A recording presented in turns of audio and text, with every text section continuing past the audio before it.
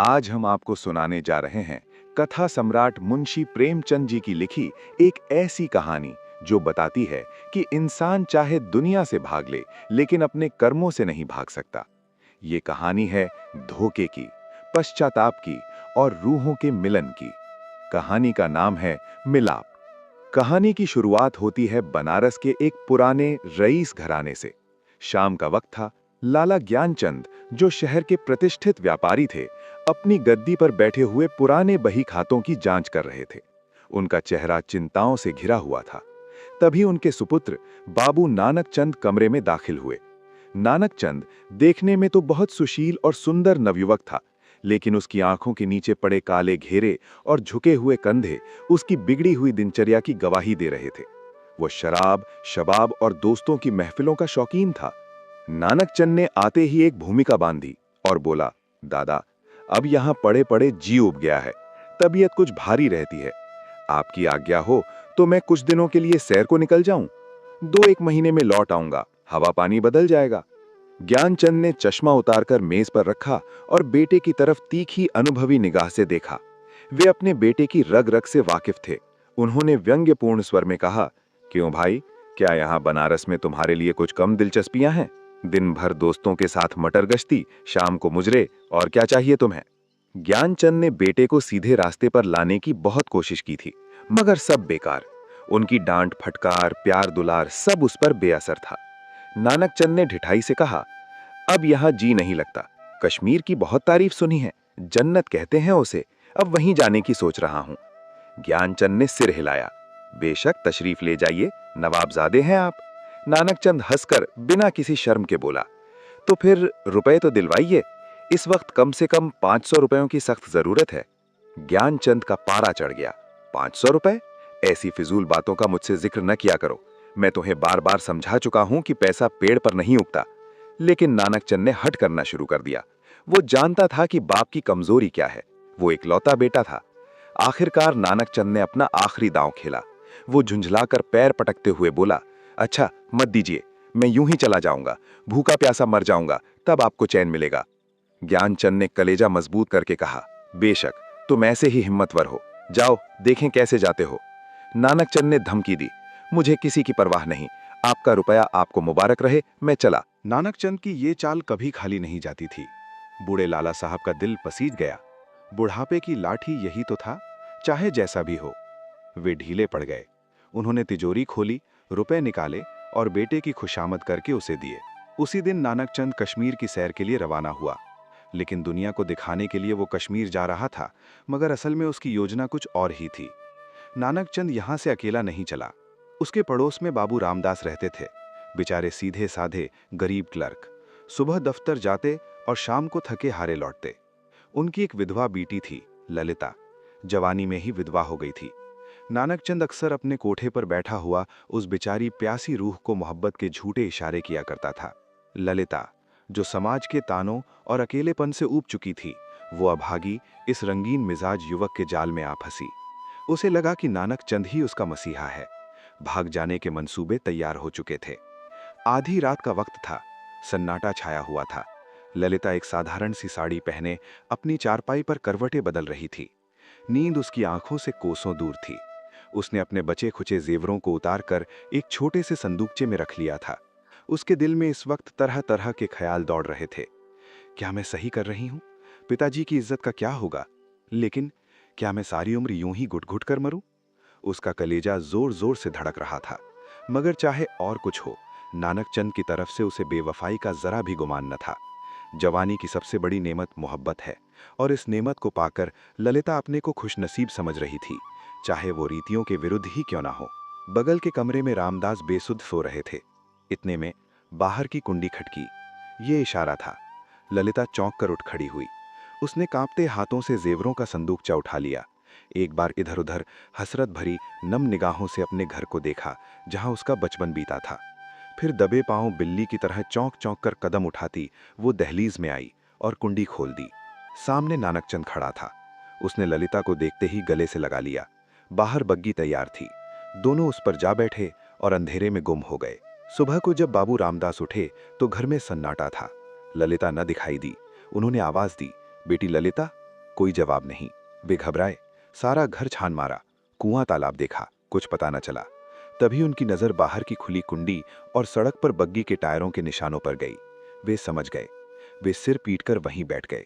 उनकी इज्जत, उनका मान सम्मान सब मिट्टी में मिल गया था। मगर अपने दिल का दर्द किससे कहते? पुलिस में जाते तो बदनामी, नहीं जाते तो कलेजे में आग। हंसी और बदनामी के डर से उनकी जबान पर मुहर लग गई। उन्होंने मोहल्ले में मशहूर कर दिया कि ललिता अपने ननिहाल गई है। मगर लाला ज्ञानचंद, जो दुनिया देख चुके थे, सुनते ही भाप गए कि बेटे की कश्मीर यात्रा के माने क्या थे। धीरे धीरे कानाफूसी से ये बात सारे मोहल्ले में फैल गई। उंगलियां उठने लगी। यहाँ तक कि बाबू रामदास, जो बेहद शरीफ इंसान थे, शर्म के मारे घर से निकलना बंद कर दिए और अंततः एक दिन उन्होंने आत्महत्या कर ली। एक पिता की जान इस अवैध प्रेम की पहली बलि बनी। उधर मोहब्बत की सरगर्मियां नतीजे की तरफ से बिल्कुल बेखबर होती हैं। नानकचंद जिस वक्त बग्गी में ललिता के साथ बैठा तो उसे इसके सिवाय और कोई ख्याल नहीं था कि एक सुंदर युवती मेरे बगल में बैठी है, जिसके दिल का मैं मालिक हूं। एक विजय का नशा था उस पर। बदनामी का डर, कानून का खटका, जीविका के साधन, उन समस्याओं पर विचार करने की उसे उस वक्त फुर्सत न थी। उसने कश्मीर जाने का इरादा छोड़ दिया। वे दोनों भागकर कलकत्ता जा पहुंचे। कलकत्ता, सपनों का शहर और गुमनामी का शहर। शुरुआत के दिन तो बड़े रंगीन बीते, लेकिन नानकचंद ने कभी किफायतशारी का सबक न पढ़ा था।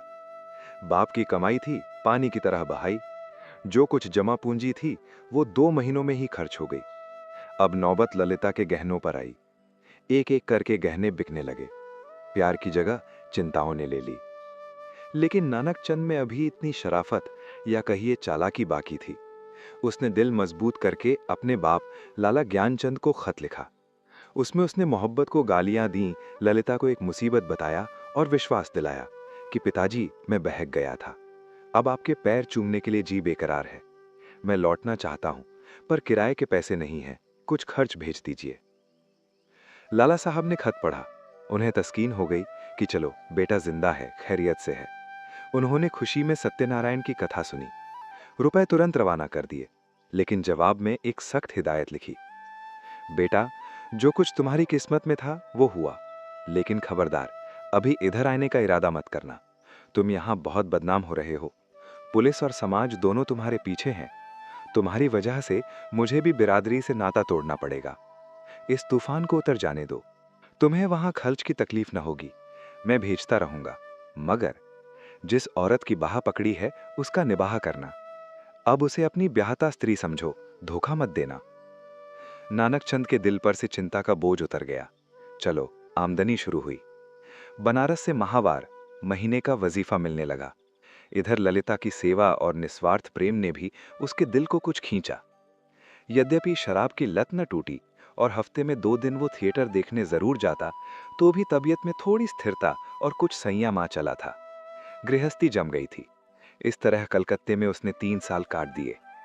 इसी बीच ललिता की कोख से एक प्यारी सी बच्ची ने जन्म लिया। नानकचंद को बाप बनने का सौभाग्य मिला। उसने उसका नाम रखा कमला। 3 साल गुजर गए। सब कुछ ठीक चल रहा था कि अचानक नानकचंद के उस शांतिमय जीवन में हलचल पैदा हुई। एक तार आया। लाला ज्ञानचंद का 50वां साल था। उनका अचानक स्वर्गवास हो गया। हार्ट फेल हो गया था। ज्यों ही ये खबर नानकचंद को मिली, वो ललिता के पास जाकर चीखे मार मार कर रोने लगा। पिता का साया उठ गया था, लेकिन दुख के साथ साथ जिंदगी के नए नए और पेचीदा मसले अब उसके सामने आ खड़े हुए। इन 3 सालों की संभली हुई जिंदगी ने उसके दिल से शोहदेपन और आवारागर्दी का ख्याल बहुत कुछ दूर कर दिया था। उसे अब यह फिक्र सवार हुई कि चलकर बनारस में अपनी जायदाद, अपनी विरासत का इंतजाम करना चाहिए, वरना सारा कारोबार, सारी हवेलियां धूल में मिल जाएंगी, मुनीम लूट खाएंगे। लेकिन एक बहुत बड़ा रोड़ा था, ललिता। ललिता का क्या करूं? अगर इसे साथ लेकर चलता हूं तो 3 साल पुरानी घटनाएं, वो अपहरण, वो आत्महत्या, सब ताज़ी हो जाएंगी। पुलिस का केस खुलेगा, एक हलचल पैदा होगी जो मुझे हुक्काम और समाज में जलील कर देगी, मेरी नाक कट जाएगी। इसके अलावा उसे अब कानूनी औलाद की जरूरत भी नजर आने लगी। जायदाद का वारिस चाहिए था। यह हो सकता था कि वो ललिता को अपनी ब्याहता स्त्री मशहूर कर देता, लेकिन इस आम ख्याल को दूर करना असंभव था कि उसने उसे भगाया है, वो एक विधवा थी। समाज उसे कभी नहीं अपनाता।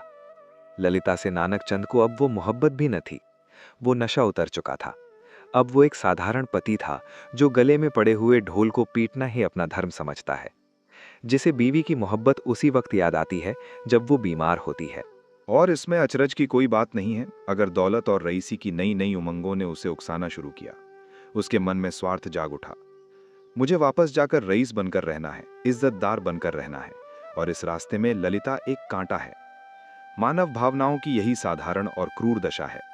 नानकचंद अब मजबूत इरादे के साथ सोचने लगा कि यहां से, इस जंजाल से कैसे भागूं। अगर इजाजत लेकर जाता हूं, कहकर जाता हूं, तो 2-4 दिन में सारा पर्दाफाश हो जाएगा। अगर बहाने बनाता हूं, तो आज के तीसरे दिन ललिता बनारस में मेरे सिर पर सवार होगी। वो मेरा पीछा नहीं छोड़ेगी। कोई ऐसी तरकीब निकालूं कि इन संभावनाओं से हमेशा के लिए मुक्ति मिले, सांप भी मर जाए और लाठी भी न टूटे। सोचते सोचते शैतान ने उसके कान में एक मंत्र फूका। उसे आखिर एक खौफनाक तदबीर सूझी।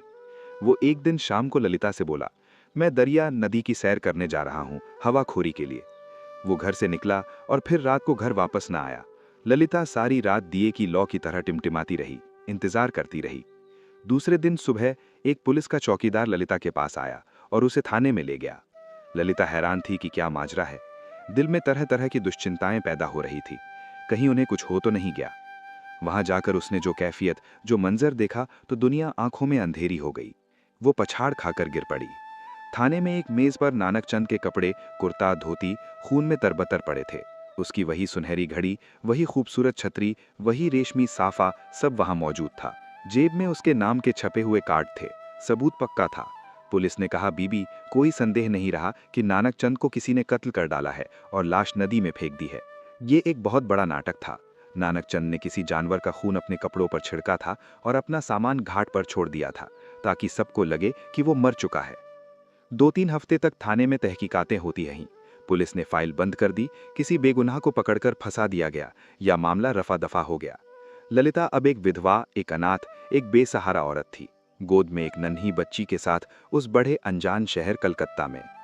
और उधर वहां बनारस में क्या हो रहा था? बनारस में स्वर्गीय नानकचंद वापस लौट आए थे, चुपके से। उन्होंने कहानी बनाई कि वे तीर्थ यात्रा पर थे, और कुछ ही महीनों बाद नानकचंद की शादी धूमधाम से रचाई जा रही थी, एक रईस खानदान की लड़की से। लाला नानकचंद अब अपनी गद्दी पर थे। धीरे धीरे फिर वही पुराने उठने बैठने वाले यार दोस्त आने शुरू हुए, फिर वही मजलिसें जमी, फिर वही जाम और सुराही के दौर चलने लगे। संयम का कमजोर अहाता इन विषय वासना के लुटेरों को न रोक सका। हाँ, फर्क बस इतना था कि अब इस पीने पिलाने में कुछ पर्दा रखा जाता था और ऊपर से थोड़ी सी गंभीरता, एक रईस वाली शान बनाए रखी जाती थी। लेकिन ईश्वर की लाठी में आवाज नहीं होती। साल भर इसी बहार में गुजरा। नई नवेली बहू जो बड़े अरमानों से आई थी, घर में कुड़-कुड़ कर, घुट-घुट कर बीमार रहने लगी। पति की अय्याशी ने उसे तोड़ दिया। तपेदिक ने उसका काम तमाम कर दिया। वो मर गई। तब दूसरी शादी हुई। खानदान वारिस मांगता था, मगर इस स्त्री में नानकचंद की सौंदर्य प्रेमी आंखों के लिए कोई आकर्षण न था। वो उसे पसंद नहीं करता था। इसका भी वही हाल हुआ। बेचारी ने कभी बिना रोए कौर मुंह में नहीं दिया। 3 साल में वो भी चल बसी। तब तीसरी शादी हुई।